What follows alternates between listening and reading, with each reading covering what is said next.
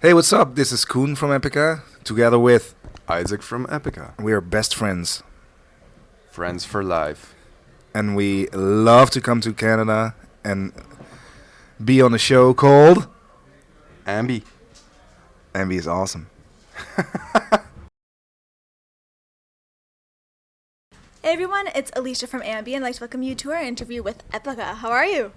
Good. And Good. I'm awesome. Thank you for having a Awesome. chat. No problem. So you just arrived into North America. You played a show last night, your first show of this tour. How is everything going so far? You enjoying it? Was great. Was a great first show. Yeah, we had a warm welcome. It was New York City, and the crowd went wild. Actually, was a little bit surprised because I didn't expect it, but they went totally nuts already from the start of the show, and they were throwing themselves at the stage, and they did some serious circle pits and mosh pits. It was awesome. Yeah. When you're on stage and you see that, what's running through your mind? Are you guys able to focus on the playing, or do you Yeah, kind of I'm- get distracted? Or I'm just feeling lucky that I'm not in it. if you go to shows, are you not going crazy? No, but actually, Simone told them like towards the end of the show, like maybe, don't do the crowd surfing anymore because they were just slamming on like the first rows with the boots and Jeez. all that, and you saw some people like really being hurt, and A little blood. so then they just did a wall of death and an extra circle pit. So I guess it So was they all definitely fine. listened to her. Yeah, of course course they- they have yeah. to. Well, being that you're not over here too often, is there anything that you really want to see or explore during your time in North America? Well, we don't get to see that much because there's not much time. You have interviews and stuff.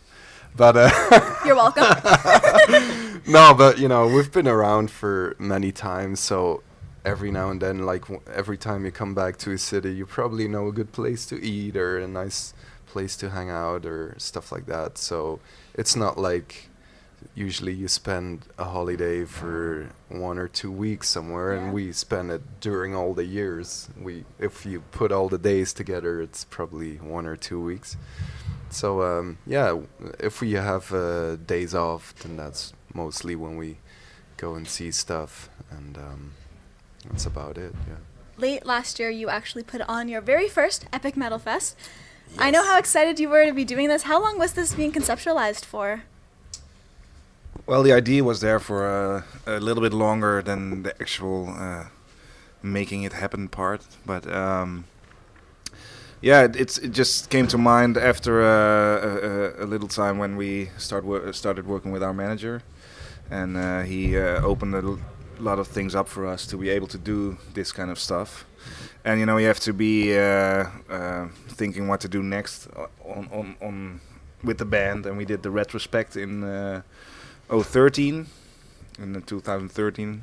No, we did retrospect in Klokgebouw. Yeah, but in Details, 2013. details. Yeah. So that was a big show for us, our 10th anniversary. And after that, it's really hard to top that. So then the idea came to do an Epic Metal Fest, festival with all befriended bands, which we like, and hopefully the crowd as well. And they did. You posted the footage, and people were going insane. Yeah, it was Yeah, that's was a good. good first edition. Yeah. Do you think really. there'll be a Epic Metal Fest 2016? Well, we know stuff, but I don't know if you should know stuff. Well, we actually did an after movie, and there was a couple of flags from certain countries at the end, so that was a little hint, or a big hint. Yeah. So check the after movie out, and maybe imagine your own flag as there as well, because there are more flags coming. Oh, Exciting. dropping some hints.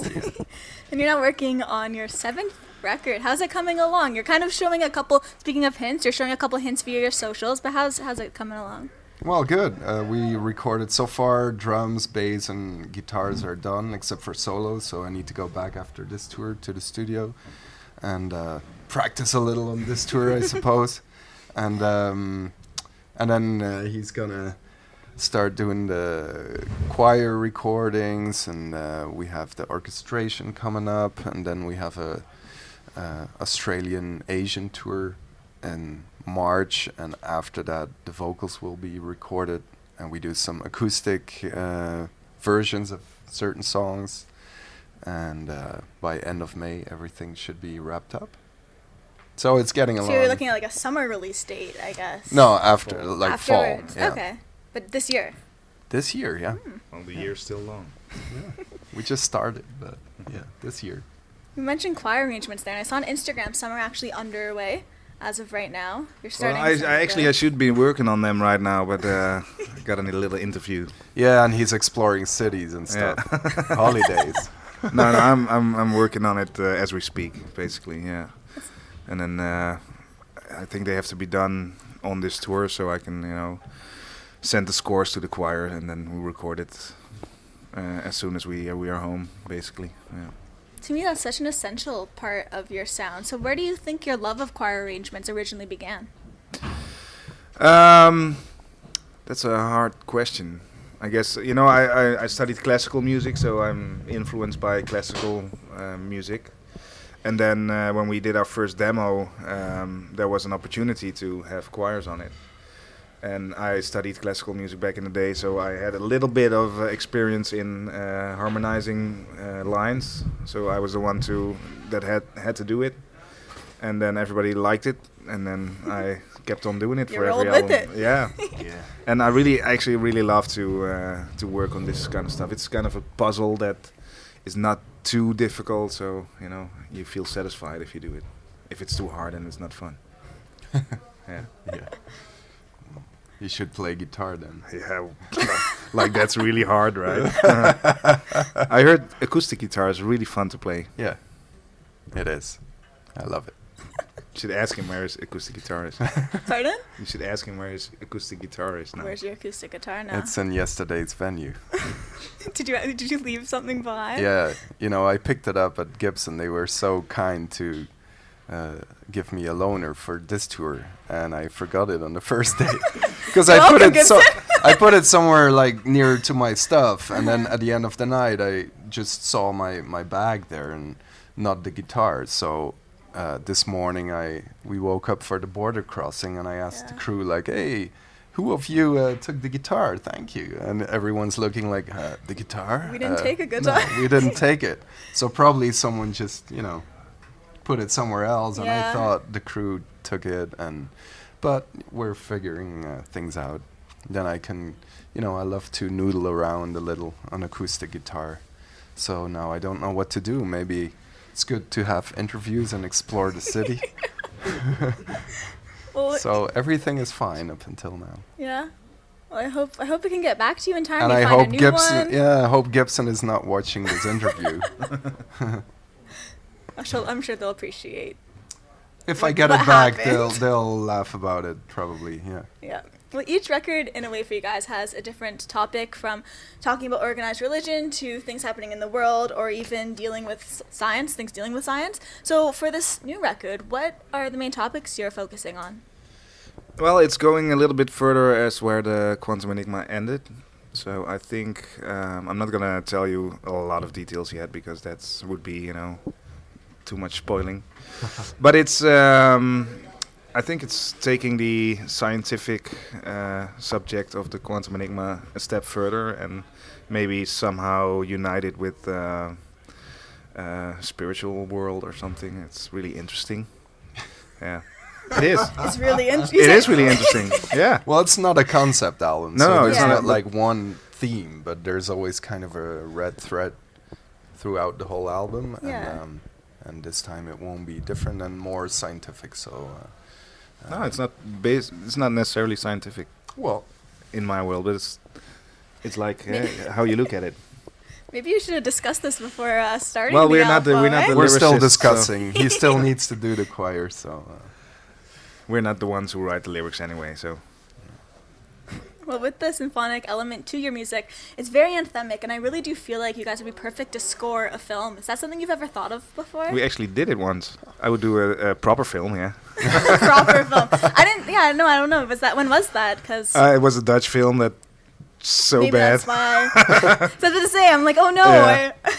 And basically it was with Mark, Eve, and me a little bit, and when we finished it, then they didn't really use a lot of music, Okay. and that's why we released the score album, and that's basically the film score of that movie. But you know, it would be cool to do like a Hollywood production or something, Absolutely. or Bollywood for that matter. Yeah. Is there a movie out there that you feel your music would go really well to?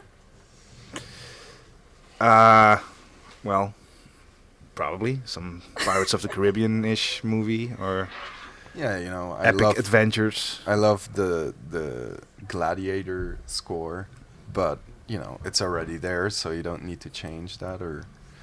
But I don't know. It's hard to tell. I never really think about it like that. Like, oh, I can do that better. It should have Epica music or something. So That's never come to mind. no, No. Oh, no. Actually, it doesn't.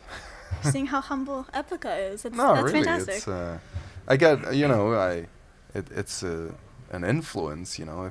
But any music can be an influence. But a movie with really good music is a great movie, you know. It helps because actually Simone once there was a movie, I don't know the name of it, but she said every time I see a certain scene I have to cry, and then she said let's look at it now without the music, like just look at the movie itself, no audio, and then she didn't, so it helps. It's yeah. It's an And then integral again, part. you know, lately I saw on Facebook, Aborted, the band from Belgium, they posted something. There was kind of a night fight or something in the venue when they were setting up their gear somewhere in Finland, and then they were fighting with big blades and all that, and the sound was like cling cling cling paf, you know, something like that, really boring to watch. And then I thought, you know, I always thought there's like thunder and drums Yeah. and horses and stuff like that, and it wasn't. So I really yeah. hope you guys get to score a Hollywood film because all Yeah. these ideas sound really cool. Would be a good career move, I guess. yeah, Maybe when we're too old to play stupid on stage, then we can make a living out of that. Yeah, it would be Yeah. cool. Well, we know you for the music, for the performances. So just outside of those factors of your life, what do you like doing outside of Epica? Well, I'm a full-time house daddy, so I like to fold clothing and change diapers. Do laundry. Yeah, I like that. Yeah, cook Aw. a little bit. yeah, me too. Cooking a little for the girl, and just try to have some time with family and friends when you're not on the road. And as I said, but that's not different from the road. Just play acoustic guitar and work a little on that. And yeah, but there's not much spare time, No. to be honest. Yes, that's So, you know, most of the time goes to Epica or music in general and everything behind the scenes and all that. So, but it's good that way. I like it. You guys seem happy, so Yeah, yeah, I am. living the dream, I guess. Yeah, definitely. In a cold backstage in Yeah. Toronto. Yep. You came on a really. You're lucky though. You're missing the storm that's going to be happening in Yeah, the U.S. yeah, yeah. So Yeah, I know. We just got out in time, I guess. yeah. It's But our good. manager is still there for meetings. Oh, So, so he he's mi- not so lucky. Yeah, he might not get home, so more meetings. That's good for us. Well, I was noticing on all of your social media accounts just how much your fans really react to everything you post. They're all over it. You have an extremely ever-growing fan base. So, to wrap everything up today, anything you want to say to your fans who are going to be viewing the interview? Well, I already posted something on my social media, so probably they're already answering that. Thank you for that. I'll get back to you after this interview and after the sightseeing in Toronto. After exploring the cities. Exactly. And yeah, well, you know, we always felt very welcome in Canada and the US in general, you know, so it's always good. Yesterday's show was great, as he said. Good start of the tour, so it's good to be back finally with the Quantum Enigma, and just glad that everyone shows up and keeps coming to the shows and brings friends and all that. So thanks. And thank you for your. I feel like I don't know if you're gonna add something. No, or I you're- was like, just I thinking agree. and that I don't really have to add anything. Yeah. But, you know, it's the fans that make our world, you know, go around. So it's the reason why we're here, and it's extremely awesome that we can do this kind of work. Yeah, and we had some bad luck with North America because some tours got cancelled, and it's just good to be back and that people actually show up and don't think, oh yeah, they're coming. So that's great. No, we're really glad to have you and have you on the website. So just thank you so much for your time today. No problem. You're Thank welcome. you. No, we appreciate it. And remember, to everyone viewing, you can visit us at amusicblog.com for exclusive interviews, features, videos, and so much more with your favorite bands. We'll see you next time. Ciao.